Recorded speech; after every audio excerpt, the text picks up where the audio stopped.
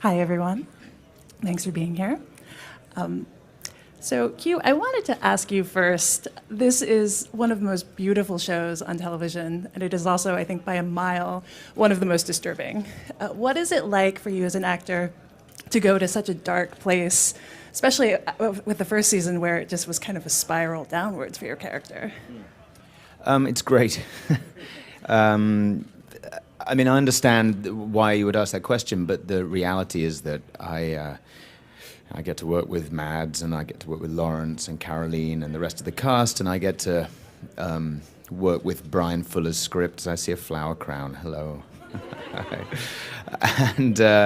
and that's a treat. Like, every day is a treat. And the only issue I would say is the temperature in Toronto where we film. But honestly, other than that, I love it, and I don't have a problem shutting off at the end of the day. I mean, there's darkness, but there's a lot of it's not bleak, it's very rich material. A lot of the story in the first season was about how getting in the mindset of the person who might do these terrible things may or may not change Will. Was there a particular moment in the series where you're like, that stood out to you as like, that's messed up? So many.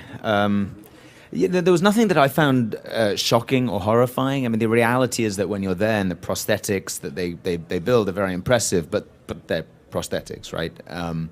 And the blood you see comes in canisters, and sorry, it's what, behind the scenes truth. The only thing that disturbed me actually was going on set. For those of you who've seen the first season, Dr. Sutcliffe, who's my neurologist, who Hannibal cuts into a kind of Pez dispenser, right? He opens his head up, and I walked on set not realizing that body had been laid out, and he was fully cut open, and they'd kind of filled his jaw with blood, and it was quite disturbing. But what was more disturbing was that I'm friends with John Benjamin Hickey, who plays Dr. Sutcliffe. I'd just done a scene with him like that morning, and so walking on set, and okay, I had to walk off and kind of regroup, But no, other than that, I love it. I mean, I just actually, the sicker the scripts get, the more I like it. So what can you tell us about where Will is at? He was arrested. Does he know for sure he's not guilty, or does he have some doubts as well? Yeah, he's in the Baltimore State Hospital for the criminally insane. He's under the care of Dr. Chilton.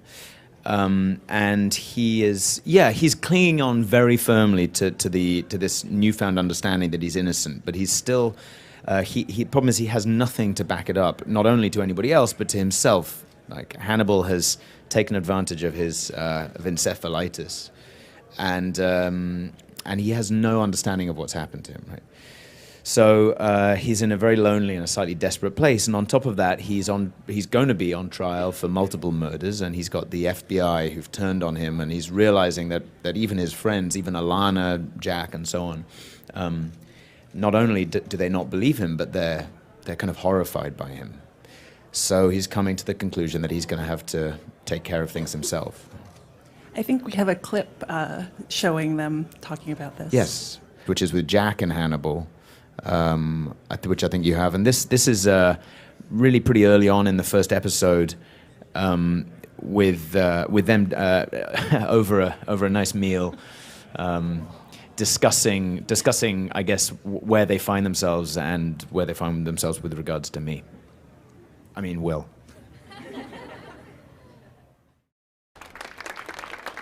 How could you not suspect a man in that suit?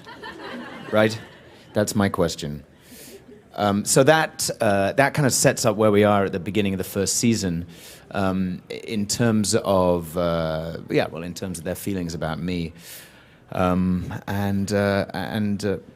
there we go. Yeah. Has the show changed how you feel about gourmet food at all? No, I have always been an experimental eater.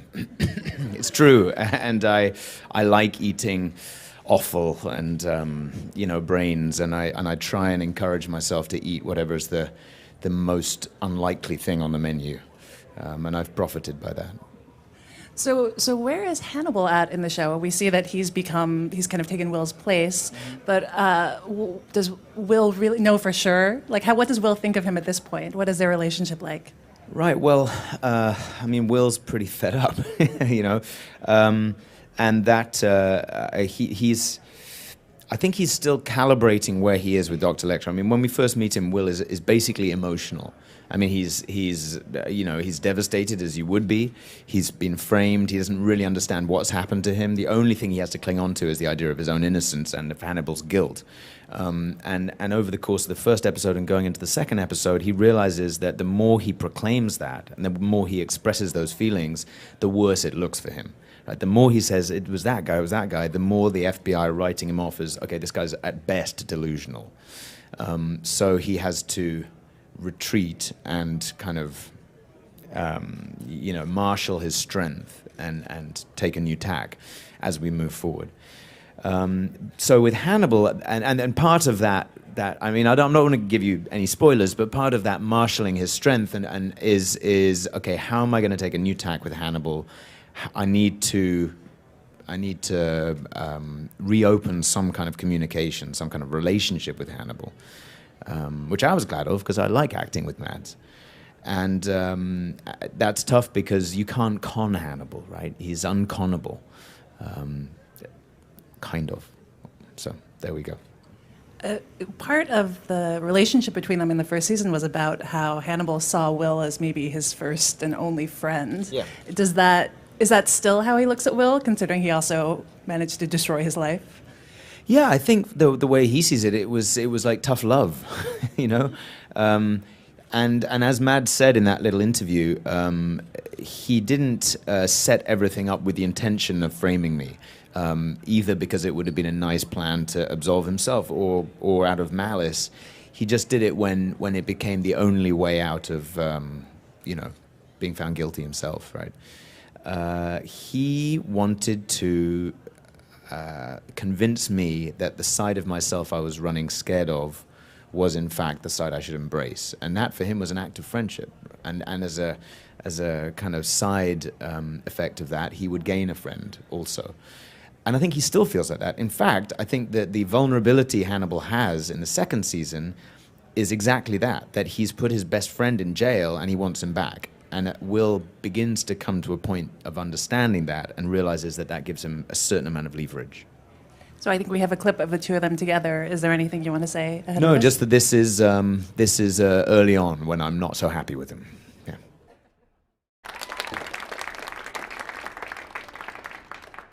It's a little Thomas Harris quote in there, I think. Well, I would assume that you're not getting out of that cell in the immediate future in the show. What is it like to kind of have that restriction in terms of your acting? Oh, God. Yeah, or out of that onesie. I thought it was great, and it is kind of fun, and it feels like a real part of the language of the books and the movies. You're behind bars, you're in the onesie. It's very cool. But technically speaking, being in a 10 by 10 jail cell with only one open wall with bars in it is really restrictive. And you realize, like, on day one, the other thing is you film all your scenes back to back because they're like, okay, great, well, we've got Will in this box, we'll just shoot everything right now, you know. And you realize, like, after the third scene, well, you know, hell, I did that scene, I sat on my bunk, and then in the second scene I paced up and down, and the third scene I kind of came up to the bars. I've got nothing left, you know. There was they had built a little, because you have them in cells, like a toilet, you know, that was attached to the wall, and I just kind of wanted to find an opportunity to sit on that, but it was never quite the moment. So there's that's one thing. And in a sense, emotionally, that holds true as well, because Will is being, in the first episode in particular, being visited by a kind of roster of Jack comes to him, Alana comes to him, Hannibal comes to him, and other people as well. And he's playing out not identical but similar beats of, you know, I'm innocent, so I had to find ways to kind of redirect that. And then the third thing is that, so you're in the cell, then there's the bars, then there's the camera, so you're always aware that basically you've just got to hit your mark to an inch, or there's a bar in the way, and then they can't use it. So the camera guys are behind they're going like, and it doesn't exactly add up to spontaneity. It doesn't free you up very much. So, without giving anything away, there have been moments when I've not been in my cell, and that's been kind of nice. You mentioned this a little bit before, but can you tell us a bit about where your character is at with the other characters? It seems like Jack is pretty quick to believe in his guilt. Is that true? And what about Alana and the others? Yeah, there's a debate going on at the beginning of the season as to whether I'm an intelligent psychopath who has deliberately and coldly gone about creating this situation, and that my whole story about blackouts and so on is an elaborate ruse, or whether in fact I did these things but I was unconscious when I did them. Like, those are the only two options that are being discussed. So Alana, for example, is adhering to the second view and urging me to defend myself and get legal defense and so on. And I'm basically saying, well, really, do you think that's supportive? That I just did it, I didn't mean to? Yeah, as I say, Will's going through this in a different way with different people, but he's rapidly coming to the conclusion that he's not going to get any substantial support from anywhere but himself. Yeah, there's a certain kind of ruthlessness that's coming through to Will, right? He always, there was something he was frightened of in the first season about himself, and he's coming to the conclusion that he's going to have to face up to and embrace that side of himself if he's going to get anywhere. So showrunner Brian Fuller is known for having these really distinctive visual style to his shows, and this is no different. It does have this, in the first season, it had a very nightmarish quality, but very poetic as well. Now Will is no longer suffering from encephalitis. Has that changed those qualities, or is that still part of the show? Well, I think that Hannibal has kind of, as he says in that clip, is now inside Will's brain. And in fact, I don't know exactly at what point Will was supposed to have been suffering the onset of encephalitis, but the symptoms didn't arrive till kind of halfway through the first season. My feeling is that his brain was already, inflamed in a different way from birth, and certainly within the confines of the jail.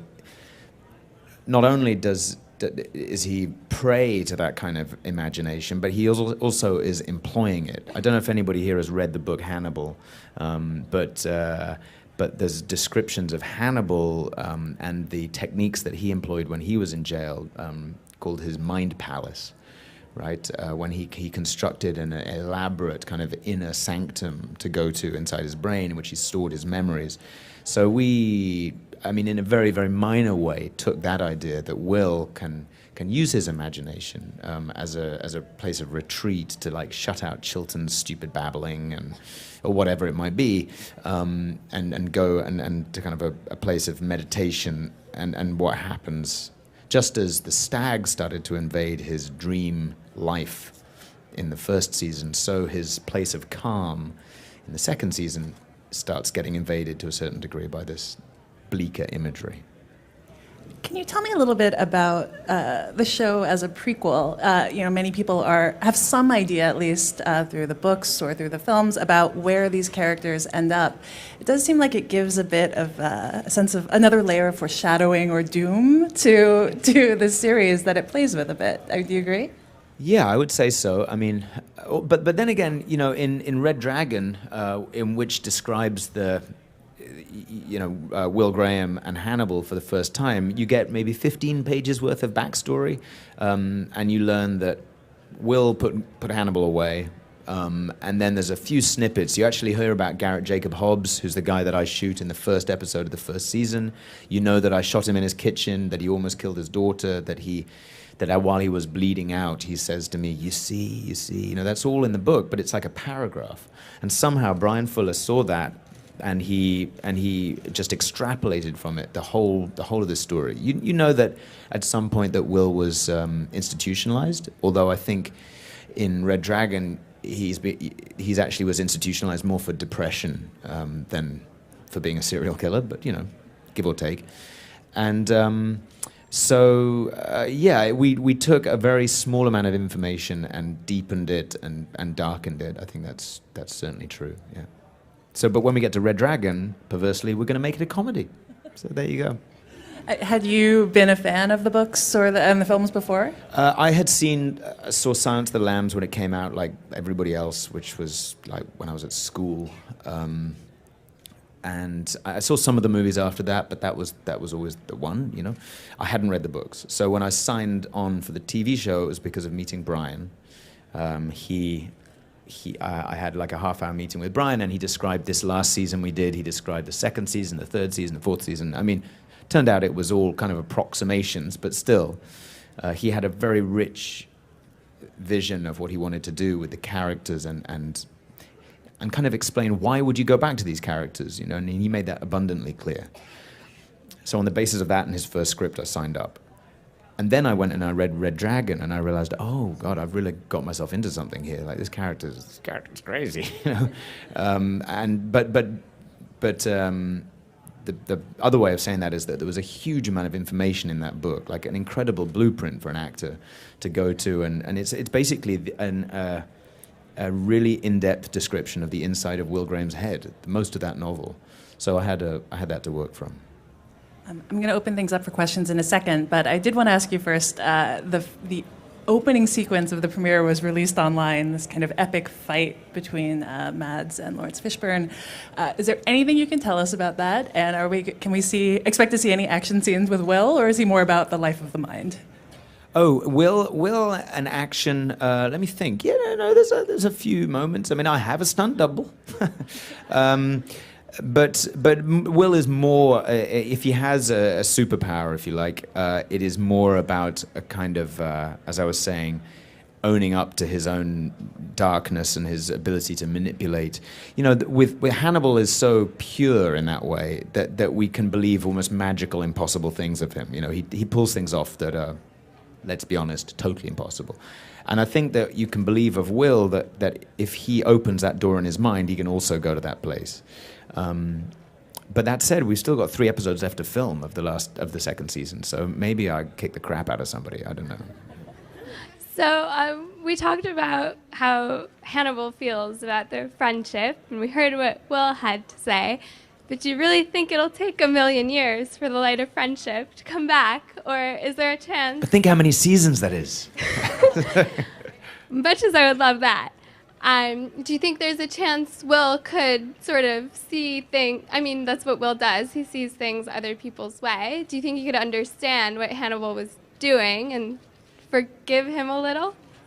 Well, let me put it this way. I think that as we go through this season, you see Will realizing that if he wants to kind of get under Hannibal's radar, if he wants Hannibal to let his defenses down, right, Will is going to have to get close to him, and he's going to have to be scrupulously honest, Will, about himself. And he has to be honest with himself about himself. So he's walking a very dangerous line there, right? He's going to have to walk close to the fire, if you like. Now, I don't give anything away because we're getting way into the back end of the season, you know. But the only chance he has really to, not so much to clear his name, but to reset his life and everything that he's lost in terms of his innocence. I don't mean like in court, I mean, you know, his pure innocence, is going to involve re-engaging Hannibal. Okay, thank you. Hi. Hi. So, a lot of shows have come up, like shows that hinge on violence or violent themes have often come under fire for falling into certain traps, like the violence is very gender-based or in a problematic way, or it's sexualized, or it's gratuitous. Hannibal has very elegantly managed to dodge those traps, I feel, but I was wondering if you could maybe speak to, as an actor, how you approach, acting in pieces or choosing projects that hinge on violence and the politics of violence, how you approach that in your work. If that's not too weird a question. No, I don't think it's a weird question at all. I think it's a good question. I think that, well, first up, I have no innate problem with violence. In entertainment. I don't think you're not going to get away from it suddenly. You might get away with it, but you're not going to get away from it. I completely agree with what you said about things that are both prevalent and that things that I hope we've avoided, which are the kind of desensitizing our response to violence and making it just a kind of pedestrian thing that we hardly notice anymore. That's not true of our show, I think, and I'm glad of it. And also kind of casually and predominantly depicting violence against women and sexual violence particularly, or rape or whatever. That's just not something that we do, and I can't take credit for that, but I didn't write it, but I'm kind of glad and happy that that is the show that I'm part of. And for me, I'm not interested in violence as a kind of a cheap tool in storytelling. Right, we can just get there quicker if we just like blow this guy away. It's like people love that, right? I think that what's interesting to me is the consequences of violence, and emotional and otherwise, and that's kind of what this show trucks in. The aftermath of violence, even in its depiction of violence itself. There is obviously, I shoot Garrett Jacob Hobbs in the first episode, but it's not there because we want to see somebody get shot in a kitchen. It's there because we want to see the entire season that comes out of that. I didn't hear what you said, but I completely agree with you. And physically, the aftermath of violence in the tableaus that are created, these preposterous and obviously beyond the bounds of reality in a sense, but these crimes that we depict, and then the quite beautiful imagery that comes out of that. So that's what interests me. What do you think about this poster? Because you look so scary. But I believe you're a very cool, nice, and funny guy. Then one more, I love Lawrence Fishburne, but I believe he's like like you, funny and nice guy. So how's working with him? Thank you. Yeah, thank you. Well, I like the poster too. I got to wear the mask, right? The mask is great, although a little claustrophobic. I think that the line, right, embrace the madness, kind of goes back to what I was saying about re-engaging with Hannibal, and that is the theme of the season. But basically, the mask is cool. And I like playing a character who's not very nice. I like Will, I really do, but I like that he doesn't engage in the normal social, oh, hi, how do you do? He's just has no politeness, which I enjoy. And what else? Oh, Lawrence Fishburne. He's a super, super cool guy. Really, really sweet guy. I was very kind of thrilled to work with him when I heard that he was going to maybe be involved. And like you, probably, I've watched him since Apocalypse Now. I wasn't watching movies when Apocalypse Now came out, but I've seen him in great films for years, and he's just a nice, humble, cool guy.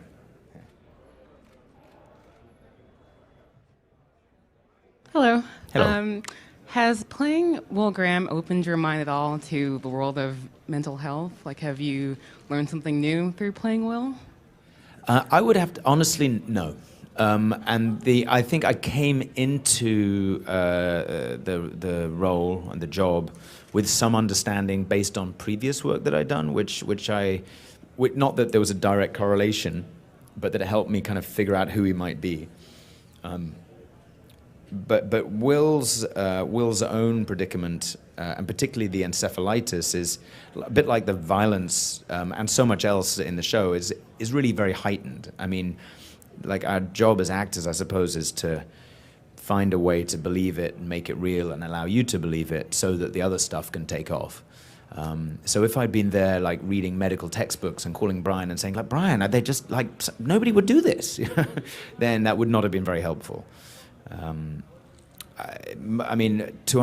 go back to what I was saying before, I kind of thought early on about the notion of somebody who's on the opposite of being on the autistic spectrum. That's the way I envisioned him, right? There are people who have no ability to read other people and who are very much shut off and have no control over that. And then there's us, so we consider ourselves, most of us, called neurotypical people, right?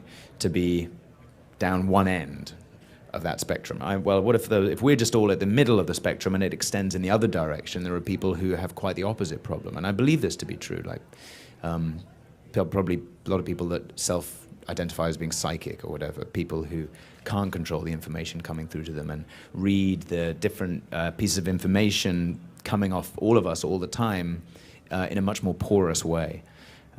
And then if that person happened to be particularly attuned to a serial killer, that would be Will. So that's how I thought about it.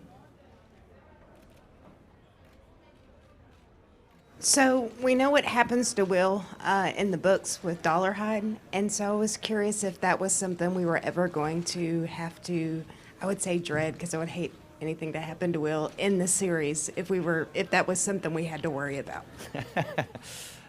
I can't stop you worrying. I don't know is the honest answer. I mean, we're definitely going into, God willing, right? If you all actually watch it and don't illegally download it, that would be good. That'll give us a third season. We'll go into Red Dragon, but I think as we get further and further into this world that we're creating, it's still Thomas Harris's world, but we get a little bit more elbow room. And you'll see some characters coming in this season that you may have read about, the Vergers and so on. And Brian is able to, I think, I don't want to say take liberties, but invest his own creativity in it. So I hope that by the time we get to Red Dragon, we'll also be able to do our own thing, because a lot of people have read Red Dragon, and if suddenly we were just like following the exact chapter-by-chapter layout, well, that would be no fun. We've spent 2 years trying to surprise everybody. So.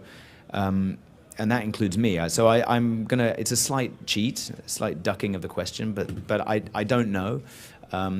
Listen, I also would like to think that if we do get to that story, there'd be life for Will Graham in the story afterwards. So we'll see.